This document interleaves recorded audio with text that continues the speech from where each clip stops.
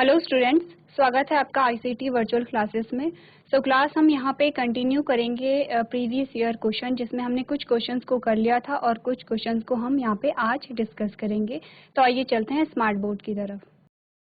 Class last जो class थी उसमें हमने जो क्वेश्चन किया था दैट इज क्वेश्चन नंबर 24, और इसमें हमने क्या क्या देखा था। सबसे पहला ये जो क्वेश्चन है दो खंड में, दो पार्ट में हमारे पास आया है।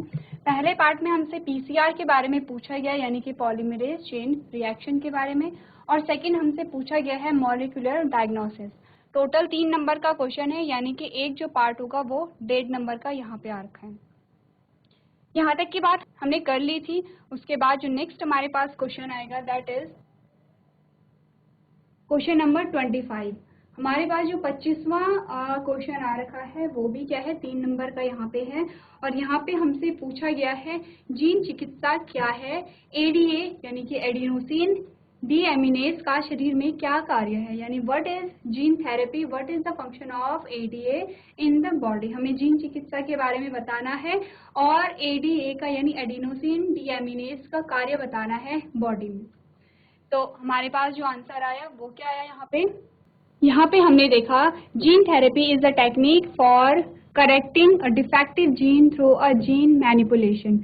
अब देखिए जीन थेरेपी क्या है। सबसे पहले जब भी यहाँ पे जेनेटिक्स जो वर्ड आता है तो वहाँ पे जीन जो है वर्ड वो आता ही है।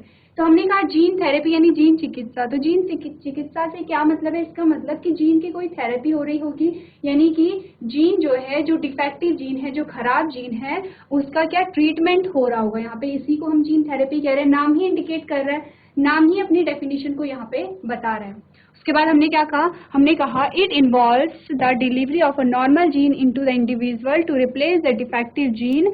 फॉर एग्जाम्पल, अब देखिए यहाँ पे होता क्या है, जीन चिकित्सा में हम करते क्या है, जो खराब जीन है जिसे हम डिफेक्टिव जीन कह रहे हैं उसे हम हटा के वहां पे एक हेल्दी जीन जो कि स्वस्थ जीन है उसे हम वहां पे क्या करते हैं, रिप्लेस कर देते हैं। तो हमने क्या कहा था, हमने कहा था जीन से एक प्रोटीन का निर्माण यहाँ पे हो रहा है और प्रोटीन से फिर एक कैरेक्टर, एक गुण का निर्माण, यानी कि गुण वहां पे शो होता है। हमने बहुत बार ये बात कर ली है। हमने कहा पहले जीन जो जीन है, जीन से क्या हो रहा है, प्रोटीन का निर्माण हो रहा है और प्रोटीन यहाँ पे कैरेक्टर यानी कि गुण को शो कर रहा है, गुण यानी कि कैरेक्टर को बता रहे हैं। क्या बात की, हमने कहा ये जीन है, जीन ने प्रोटीन का निर्माण किया और प्रोटीन एक कैरेक्टर यानी कि जो गुण है, यानी कि हर एक गुण के लिए, हर एक कैरेक्टर के लिए कोई प्रोटीन यहाँ पे जिम्मेदार होगा और उस प्रोटीन के लिए यहाँ पे कोई जीन यहाँ पे जिम्मेदार होगा। तो देखिए हमने कहा जीन, अगर स्वस्थ जीन हमारे पास, एक हेल्दी जीन हमारे पास है, एक हेल्दी प्रोटीन बन रहा है, यानी कि स्वस्थ प्रोटीन बन रहा है। अगर एक स्वस्थ प्रोटीन हमारे पास है तो एक जो गुण है वो वहाँ पे क्या हो रहा है, गुण शो हो रहा है, गुण हमें दिखाई दे रहा है। हमने कहा हमारी आंखों का कलर, हमने कहा हमारे बालों का कलर, हमने कहा हमारी हाइट यानी कि हमारी जो लंबाई होती है वो। तो यहाँ पे अगर जीन नॉर्मली अपना काम कर रहा है, सामान्य रूप से अपना काम कर रहा है, स्वस्थ है, एक हेल्दी जीन है, तो यहाँ पे हमारी जो हाइट है वो भी क्या होगी, स्वाभाविक होगी, सामान्य होगी। लेकिन हमने कहा हमारा ही जो हाइट का जीन है वही खराब हो गया तो क्या होगा, प्रोटीन भी खराब बनेगा। प्रोटीन खराब बनेगा तो जो गुण है वो सामान्य गुण नहीं आएगा, यहाँ पे असामान्य गुण आ जाएगा। क्योंकि जब जो जीन था वो नॉर्मल था तो नॉर्मल गुण हमें दिखाई दे रहा था। अब अगर जीन नॉर्मल नहीं है, एबनॉर्मल है, तो जो गुण है वहाँ पे वो क्या होगा, एबनॉर्मल होगा। इसीलिए हम क्या करेंगे, हम अगर ये जीन खराब हो गया है तो इस खराब जीन के बदले हम एक अच्छा जीन और एक स्वस्थ जो है, जो हेल्दी जो जीन होगा उसे हम वहाँ पे रख देंगे। इसी को हम क्या कह रहे हैं, जीन थेरेपी कह रहे हैं। अब हमारे पास एग्जाम्पल यहाँ पे आ रखा है। एग्जाम्पल में हमने देखा, for example the introduction of a gene for adenosine deaminase यानी एडीए इन अ एडीए डेफिशिएंस इंडिविजुअल्स, यानी कि यहाँ पे क्या हो रहा है, जब हम एडीए को इंट्रोड्यूस करते हैं किसमें, एडीए डेफिशिएंस इंडिविजुअल में। नेक्स्ट हमने क्या देखा, the adenosine deaminase enzyme is important for the normal function of immune system.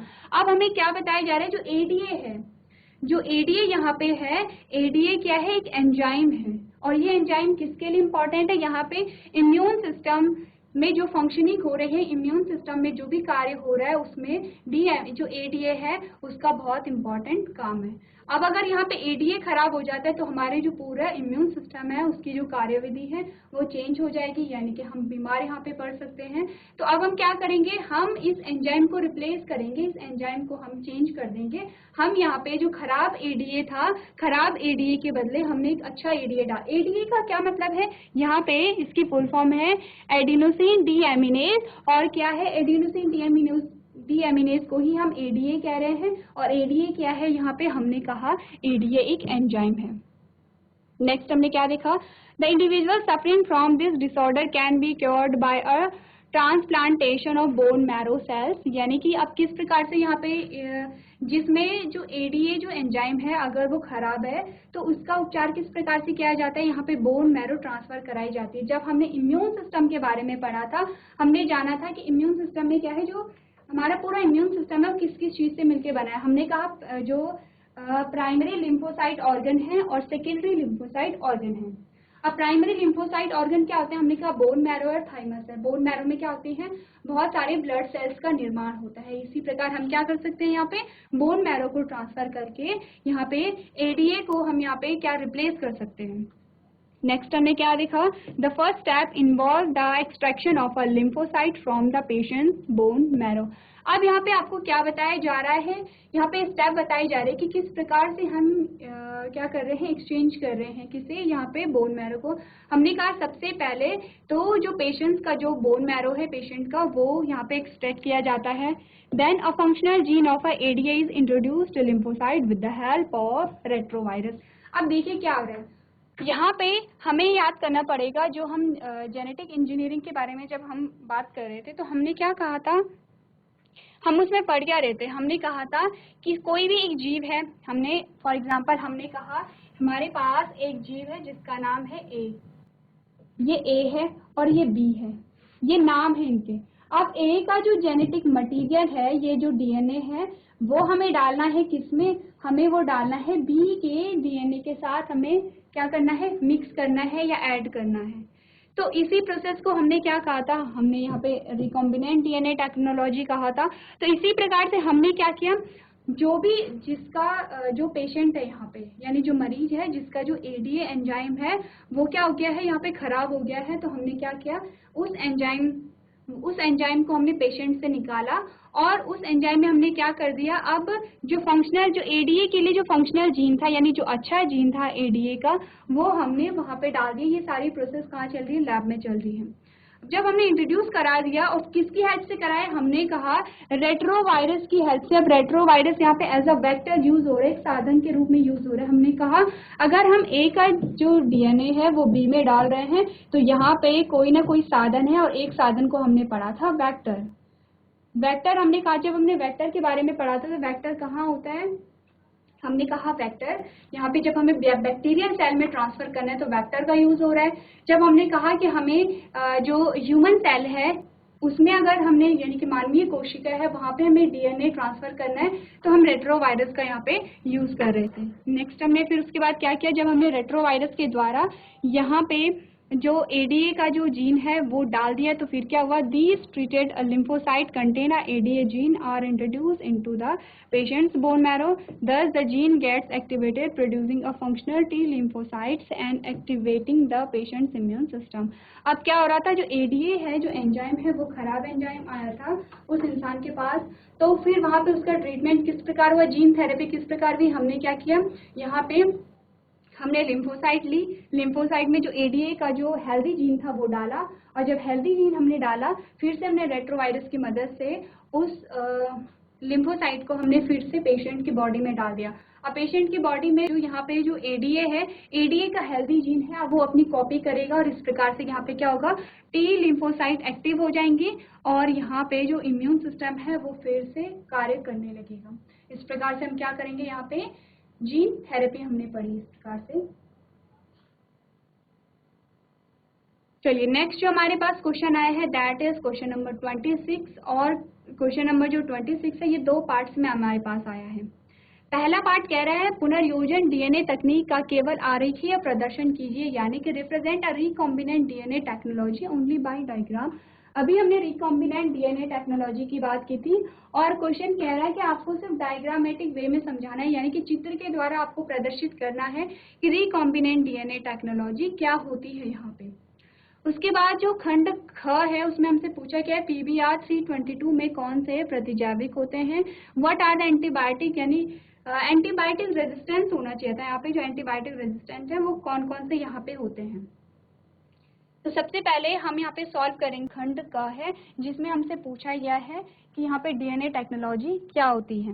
तो DNA technology, recombinant DNA technology में हमने क्या पढ़ा था, सिंपली हम फिर वही एग्जांपल लेंगे। हमने कहा एक हमारे पास इंडिविजुअल आता है ए, हमने कहा एक इंडिविजुअल है ए और एक है बी। अब ए का जो जेनेटिक मटेरियल है वो हमें कहाँ डालना है, बी में डालना है। ये बी का जेनेटिक मटेरियल है और इस जेनेटिक मटेरियल को हमें ट्रांसफर करना है। अब इसी प्रोसेस को हम क्या कह रहे हैं, रिकॉम्बिनेंट डीएनए टेक्नोलॉजी कह रहे हैं। तो यही हम पढ़ेंगे। तो सबसे पहले हमने ये देखा है यहाँ पे जो हमारे पास क्या है, बैक्टीरियल सेल है, बैक्टीरियल सेल है। तो बैक्टीरियल सेल में यहाँ पे क्या है, बैक्टीरियल सेल में टीआई प्लाज्मिड है। तो यहाँ पे हम जो पढ़ रहे हैं रिकॉम्बिनेंट डीएनए टेक्नोलॉजी, वो हम पढ़ रहे हैं प्लांट में, कि प्लांट सेल में किस प्रकार से हम यहाँ पे चेंज कर सकते हैं। अगर हम यहाँ पे इस एग्जांपल को देखें, अगर हम यहाँ पे बात करते हैं बैक्टीरियल सेल की, ये एक बैक्टीरियल सेल है, ये दूसरा बैक्टीरियल सेल है, यहाँ पे हम प्लाज्मिड का यूज करेंगे। क्या है, प्लाज्मिड एक वेक्टर है। तो अब हम यहाँ पे देखते हैं कि प्लांट में किस प्रकार से हम ट्रांसफर कर रहे हैं। हमने कहा हमारे पास एक बैक्टीरियल सेल है, बैक्टीरियल सेल के अंदर एक टीआई प्लाज्मिड है। अब ये जो टीआई प्लाज्मिड है, यानी कि टीआई प्लाज्मिड क्या हमने पढ़ा था, हमने पढ़ा था ट्यूमर इंड्यूसिंग जीन जो है, वो जो टीआई प्लाज्मिड है ट्यूमर इंड्यूसिंग प्लाज्मिड है या ट्यूमर इंड्यूसिंग जीन है, वो यहाँ पे वेक्टर में है। अब हमें इस वेक्टर को, इस टीआई जीन को हटा करके हमें यहाँ पे क्या डालना है, अपना जीन ऑफ इंटरेस्ट डालना है। और ये हमारा जीन ऑफ इंटरेस्ट है। जो हमें यहाँ पे इस प्लाज्मिड में जो हमें रेड कलर में दिख रहा है वो क्या है, हमारा टीआई जीन है, यानी ट्यूमर इंड्यूसिंग जीन है। अब ये जो जीन था ये खराब जीन था, क्या कर रहा था, प्लांट को प्रभावित कर रहा था और उसे नष्ट कर रहा था। तो हमें इस जीन को यहाँ से हटाना था। अब हमने किस प्रकार हटा दिया, हमने क्या किया कि जो प्लाज्मिड में जहाँ पे ट्यूमर इंड्यूसिंग जीन था वहाँ पे हमने अपना जीन ऑफ इंटरेस्ट डाल दिया है। अब आपको ये जो वर्ड है जो हमने अभी कहा जीन ऑफ इंटरेस्ट, ये आपको पता होना चाहिए क्योंकि हमने बहुत डिटेल में पढ़ा है जीन ऑफ इंटरेस्ट क्या होता है, प्लाज्मिड क्या होता है, वेक्टर क्या होते हैं, किस प्रकार से हम ट्रांसफर कर रहे हैं, ये हमने सब डिटेल में देखा है। अब ये हमारा जीन ऑफ इंटरेस्ट है, तो हमने क्या किया, प्लाज्मिड को काटा। अब प्लाज्मिड को यहाँ पे कट करने के लिए क्या चाहिए होंगे, कुछ एंजाइम्स चाहिए होंगे। तो उस कौन कौन से वो एंजाइम होते हैं ये आपको याद करने हैं। अब जब हमने अपना जो जीन ऑफ इंटरेस्ट था वो प्लाज्मिड के अंदर डाल दिया है, जब प्लाज्मिड के अंदर हमने डाल दिया है, अब हम यहाँ पे क्या करेंगे, इस जीन को प्लांट के अंदर डाल देंगे। अब जीन ऑफ इंटरेस्ट हमारा क्या होगा, वो इस प्रकार का जीन होगा। देखिए टीआई जीन की प्रवृत्ति कैसी थी, टीआई जीन जब भी प्लांट में जाता था तो बहुत जल्दी अपनी संख्या में वृद्धि कर दे रहा था और वहाँ पे ट्यूमर इंड्यूस कर रहा था।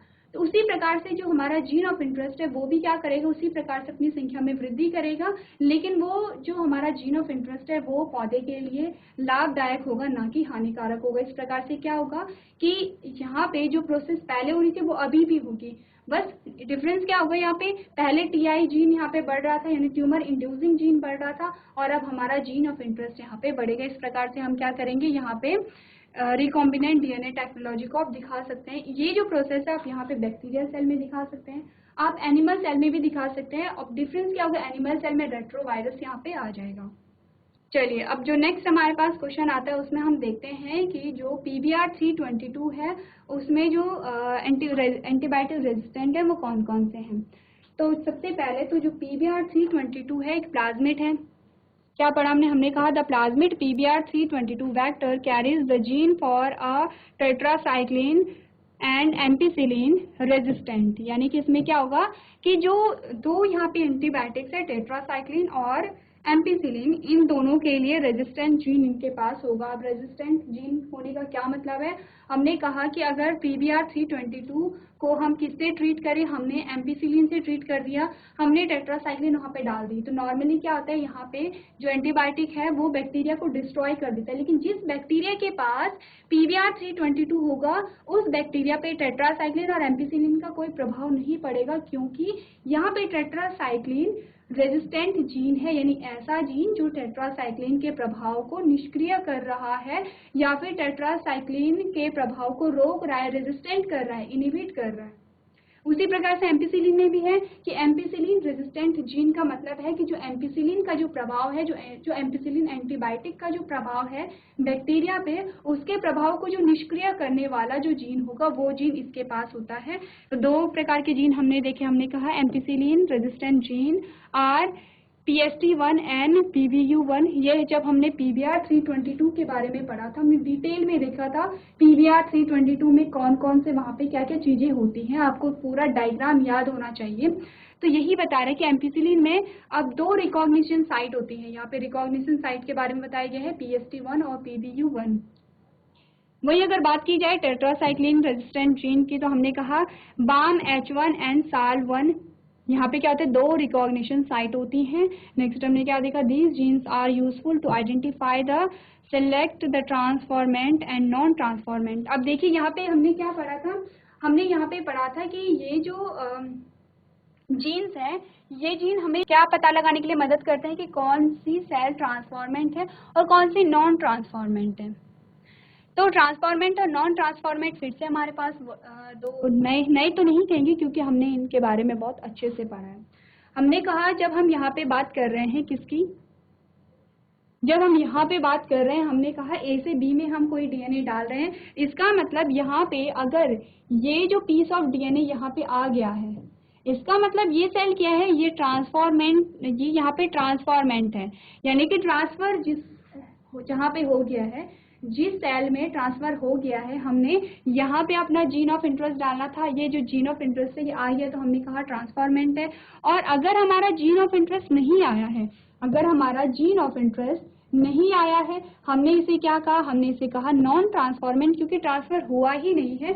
तो कौन सी सेल ट्रांसफॉर्मेंट है, कौन सी सेल नॉन ट्रांसफॉर्मेंट है, ये हम पता नहीं लगा सकते, क्योंकि सब कुछ क्या हो रहा है, माइक्रोस्कोपिक लेवल पे हो रहा है। हम जो भी कर रहे हैं सूक्ष्मदर्शी की सहायता से कर रहे हैं, इसीलिए हम ये पता नहीं लगा सकते। अब हमें पता लगाने के लिए क्या, ये जो जीन्स हमारे पास है, ये पता लगाने में यहाँ पे मदद करते हैं। हमने पूरी क्रियाविधि देखी थी, किस प्रकार से हम पता लगा सकते हैं कि हमारा जीन ऑफ इंटरेस्ट ट्रांसफर हो चुका है या नहीं हुआ है।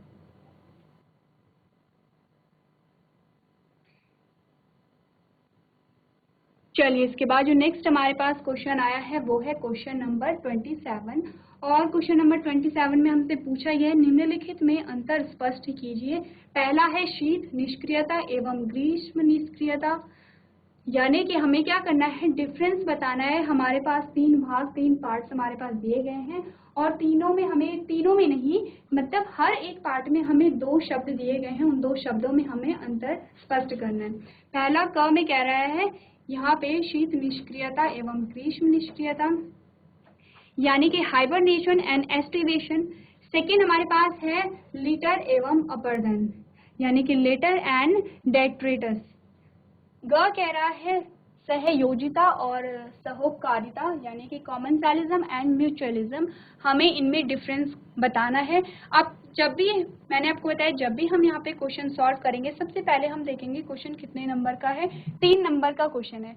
3 नंबर का मतलब है कि एक एक नंबर डिवाइड हो रखा होगा हर एक पार्ट में, यानी ये जो अंतर हमें एक पार्ट का जो हमें अंतर बताना है, यानी कि हमें अगर क का अंतर बताना है तो इसका मतलब यहाँ पे एक जो अंतर है वो 1 नंबर का है, और उसी के अकॉर्डिंग हम अंतर लिखेंगे। तो आप किस प्रकार से लिखेंगे, आप एक एक अंतर यहाँ पे लिखेंगे।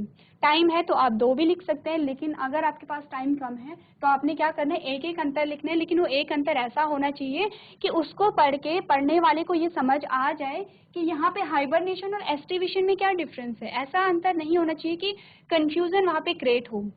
आपको सिर्फ एक अंतर लिखना है और उस एक अंतर में दोनों की आपको डेफिनेशन लिख देनी है, बस इतना सा आपको करना है।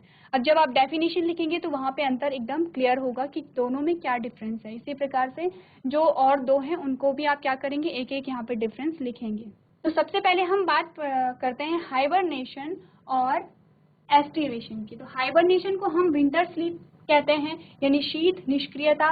विंटर स्लीप का क्या मतलब है यहाँ पे कि यहाँ पे क्या होगा, जो जीव है, जो ऑर्गेनिज्म है, विंटर में उनमें क्या होगी, निष्क्रियता आएगी।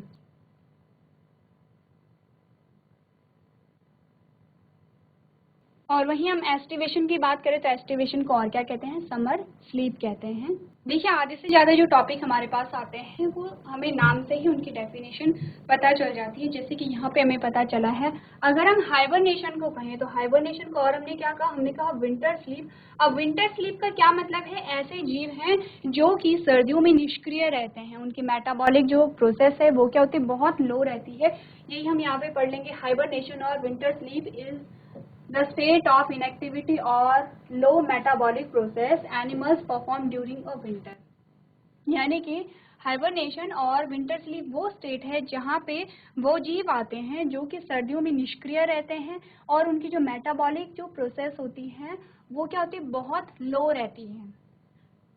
अगर वही हम बात करें किसकी, एस्टिवेशन की या समर स्लीप की, जस्ट अपोजिट हो जाएगा इसका। हमने कहा एस्टिवेशन और summer sleep on the other hand is the low metabolic process by the animal during the summer. यानी कि समर स्लीप क्या होगा कि ऐसे एनिमल जिनकी मेटाबॉलिक एक्टिविटी क्या होगी, बहुत लो होगी समर में, गर्मियों में। यानी कि अब दो प्रकार के प्राणी हमने पढ़े, हमने कहा विंटर स्लीप कुछ ऐसे होते हैं कि जो क्या होते हैं सर्दियों में जो बहुत निष्क्रिय हो जाते हैं, या फिर कुछ ऐसे होते हैं जो गर्मियों में क्या होते हैं, निष्क्रिय हो जाते हैं। आप हमने बहुत सारे ऐसे एनिमल पढ़े हैं कि जो क्या करते हैं, जो ज़मीन के नीचे डीप स्लीप में चले जाते हैं, बहुत टाइम तक वो सोते रहते हैं और जब एक टाइम पीरियड ख़त्म होता है तो वहाँ से वो वापस आते हैं। तो इस प्रकार से आपने क्या किया, पहला अंतर यहाँ पे स्पष्ट कर लिया है।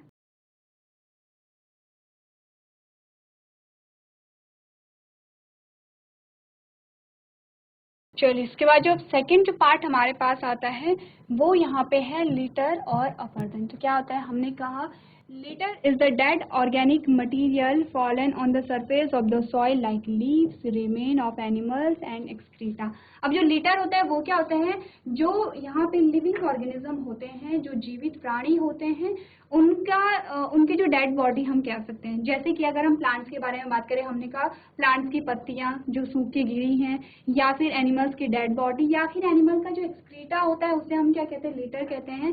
वहीं अगर हम डेट्रिटस की बात करें, हमने कहा क्या है, detritus is the dead organic matter found below the soil surface which is eaten up by the detrivores or broken down by decomposers। यानी कि जो डेट्रिटस क्या है, वो ऑर्गेनिक मैटर है जो कि डिकम्पोजर्स के द्वारा क्या होता है, डिकम्पोज होता है, यानी कि अपघटकों के द्वारा जिसका अपघटन होता है। लास्ट पार्ट जो हमारे पास आता है दैट इज कॉमनसेलिज्म एंड म्यूचुअलिज्म। तो लास्ट पोर्शन में हमने क्या देखा, म्यूचुअलिज्म और कॉमनसेलिज्म में हमें डिफरेंस बताना है। सबसे पहले हम देख लेते हैं म्यूचुअलिज्म के बारे में। हमने क्या देखा, it is the interaction between two और more entities wherein both entities can be benefit from the interaction। देखिए म्यूचुअलिज्म में क्या होता है, हमने कहा अलग अलग जाति के जो जीव होते हैं वो एक दूसरे के साथ इस प्रकार के रिलेशनशिप में रहते हैं, इस प्रकार के संबंध बनाते हैं जिससे कि वो दोनों वहाँ पे बेनिफिट, दोनों ही एक दूसरे को लाभ प्रदान करते हैं। यानी कि ए और बी है तो ए बी को कुछ देगा और बी फिर ए को कुछ और देगा। इस प्रकार से एक रिलेशनशिप बना रहता है।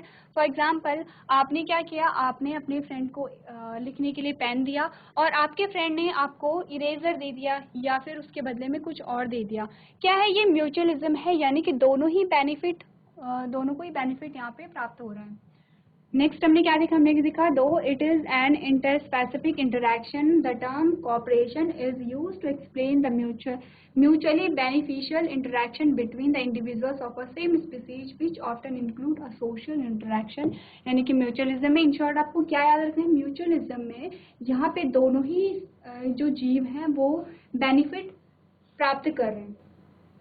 अब इसका एग्जाम्पल जो म्यूचुअलिज्म का एग्जाम्पल है वो आप नाइट्रोजन साइकिल में देख सकते हैं कि जहाँ पे जो बैक्टीरिया है जो रूट नोड्यूल्स में रहते हैं, तो वहाँ पे प्लांट और बैक्टीरिया दोनों ही वहाँ पे बेनिफिट लेते हैं। जहाँ प्लांट को क्या मिल रहे हैं, मिनरल न्यूट्रिएंट मिल रहे हैं, वहीं बैक्टीरिया को फूड मिल रहा है, उसका वहाँ पे पोषण हो रहा है। तो इस प्रकार से दोनों को क्या है, बेनिफिट मिल रहा है। अगर वही हम बात करें कॉमनसेलिज्म की, तो कॉमनसेलिज्म क्या होता है, this interaction is when two species interact and only one of them benefit, however the other entity is neither harm nor benefited. यानी कि क्या हो रहा है कॉमनसेलिज्म में कि दो स्पीशीज हैं, अब दो स्पीशीज में से एक या दो जीव हैं, दो जीवों में से एक जीव को तो लाभ मिल रहा है, लेकिन दूसरी जो जीव है उसे ना ही लाभ मिल रहा, ना ही उसे हानि पहुंच रही है। देखिए हमने इस प्रकार से भी देखा था, पैरासिटिज्म देखा था हमने, जिसे परजीवी हम कहते हैं। तो परजीवी में क्या था कि दो जो स्पीशीज हैं, एक को तो लाभ मिल रहा था और एक को हानि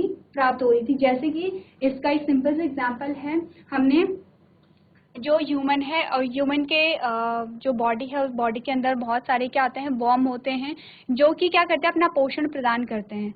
अब वो उन्हें पोषण मिल रहा है, यानी कि वो जो वर्म है उसे पोषण मिल रहा है, उसे लाभ मिल रहा है, लेकिन यहाँ पे ये ह्यूमन बॉडी यानी कि मनुष्य के अंदर क्या होता है, बहुत सारे रोगों को उत्पन्न कर लेते हैं, मनुष्य को हानि पहुँच रही है। और ज़्यादा सिंपल एग्जांपल देखते हैं, हमने कहा कि जो मनुष्य के सर में जो लीक होती है, जो जूं होती है, वो क्या होती है, अब वो अपना पोषण ले रहे हैं, वो ब्लड को वहाँ से शक कर रहे हैं, यानी कि जो रक्त है, रक्त को वहाँ से ले रहे हैं, उन्हें बेनिफिट मिल रहा है, उनका पोषण प्रदान वहाँ से हो रहा है। लेकिन जो मनुष्य है उनका क्या हो रहा है, वहाँ पे उनका जो रक्त है वो कम हो रहा है, और वहाँ पे क्या होते हैं, इन्फेक्शंस हो जाते हैं, तो और बहुत सारी प्रकार की हमें दिक्कतें देखने को मिल रही है। तो क्या हो रहा है, जो ह्यूमन है वहाँ पे उसे हानि पहुँच रही है। इस प्रकार का जो रिलेशनशिप है उसे पैरासिटिज्म कहते हैं। वहीं कॉमनसेलिज्म में क्या है, कॉमनसेलिज्म में एक को तो लाभ मिल रहा है, लेकिन दूसरे को ना हानि पहुँच रही है, ना ही उसे लाभ पहुँच रहा है। नेक्स्ट हमने क्या देखा, the common cell can obtain a shelter, nutrient, locomotion and support from the host species that is unaffected substantially। यानी कि यहाँ पे क्या हो रहा है, जो एक है वो उसे बेनिफिट मिलेगा, जो दूसरा है वो अनइफेक्टेड रहेगा, यानी कि उस पर कोई भी प्रभाव हमें देखने को नहीं मिलेगा। तो इस प्रकार से आप क्या करेंगे, यहाँ पे अपने एग्जाम्पल भी लिखेंगे इनके साथ साथ, जब आप यहाँ पे डिफरेंस दे रहे हैं।